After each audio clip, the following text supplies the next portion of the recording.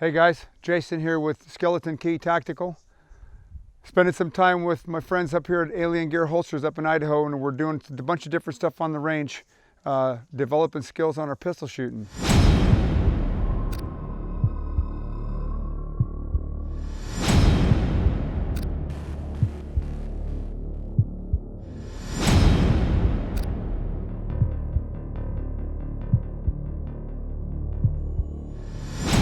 Right now we got a couple questions came in this week about what range should I practice at, what's the best range that I should shoot to get accurate, and then there's a couple of things that kind of go along with that. So let's start by saying we don't know how to answer the question until we know what the level of skill is for the shooter.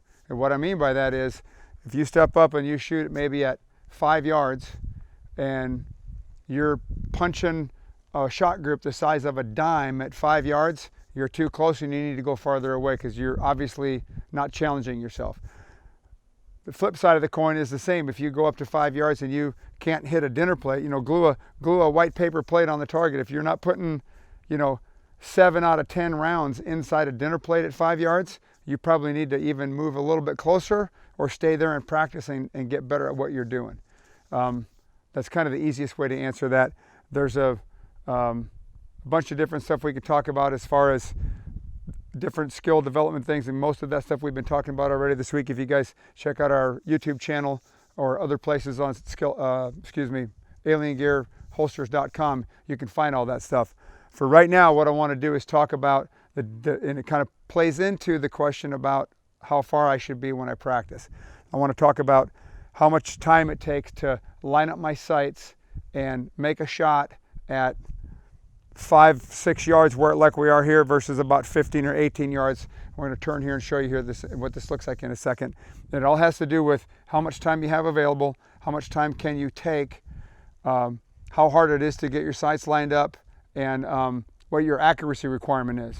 So if I've got a whole silhouette size of a human that I can hit that's an arm's distance away, I might be able to just break leather, bang, and shoot without having to be precise at all and still get a hit on that, as opposed to if I'm 25, 30 yards away, now I've got to take a good bit of time and aim and be very, very precise and take a couple extra seconds to get things lined up, obviously depending on my skill level, okay? So let's take a look here and see how this is gonna go. For example, we're gonna load up our gun here. We'll shoot this target here. And I'm just going to do this from the ready to kind of give you guys a bit of an idea what I'm talking about. So if I just nice and relax and I come out and I shoot, and every time I present, I put another round down. Okay, this is a pretty consistent, not terrible distance for me to shoot because I've practiced at this range quite a bit and it works okay. Now, if I want to start getting faster, you see how my shot group starts opening up a little bit because I'm close enough in distance here that I can afford for there to be a little bit of margin for error. I don't have to dial these in so tight, and I can do that a little bit faster. Okay. You see that? Now that was me. Bad sight picture. I knew I had a bad sight picture, but at this range, I'm okay with that because we're still up in the upper edge of that A box there. Now, if we go from here, now I got to transition over and we're going to double, maybe a little bit more than double our distance.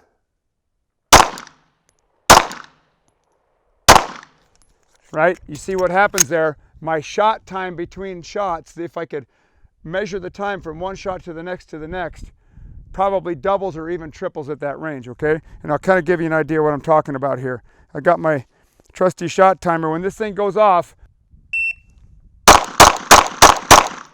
all right, so real quick, that's 5 shots. We won't count the first one that it took me to do the presentation. So the elapsed time between the first and the second shot was 0.32 seconds, then 0.31 between 2 and 3, 0.31 again, 0.29, 4 splits between 4 shots. So that's what that looks like. That was 0.32 seconds, 0.31, 0.31, 0.29. Pretty consistent. So we're just going to call that like 0.3 seconds on average. Now, let's see what we got for farther distance out here. At instead of 5 yards, we're going to talk about maybe 12 or 15, whatever that is.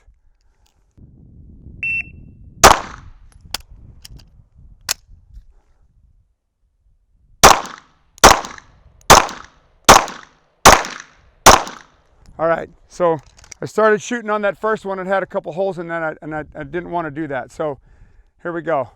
Had a we got to work the good thing about these shot timers is you can go back and look at the time for every single shot between the shot before it and the one after it. And I had the 4.8 seconds because I had a malfunction. So we had a split at 0.8, another one at 0.86, 0.79, 0.77, 0.8. So that tells me that my sight alignment at more than twice the distance makes my shots go from 0.3 to 0.8. It's more than twice as much time in between shots, and that's kind of what we're talking about. It's the convergence of how much time do I have to make the shot, how critical is the shot, and then what's my target look like. The last thing we'll talk about here is what about doing a headshot out at that distance? Because now we went from 0.3 to 0.8. Now let's try and see if I can put a headshot on that thing and see what it looks like.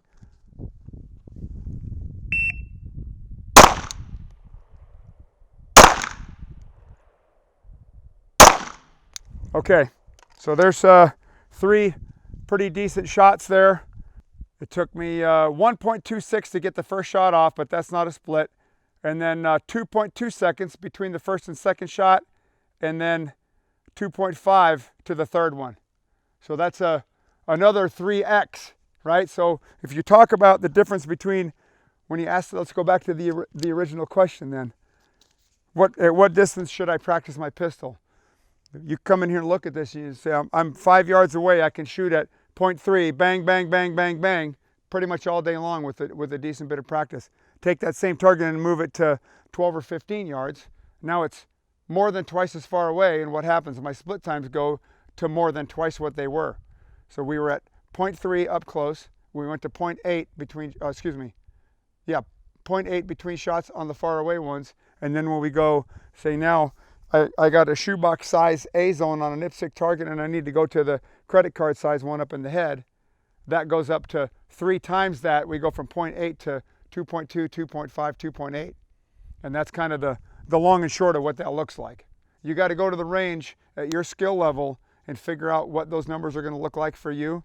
But that's a good way to look at that and kind of understand, I can't tell you how fast I can shoot or what distance I can shoot at or where I should practice from until I see what kind of shooter you are and how skilled you are and what you do on the range on a daily basis. So anyway, hope that helps you guys. Thanks for watching.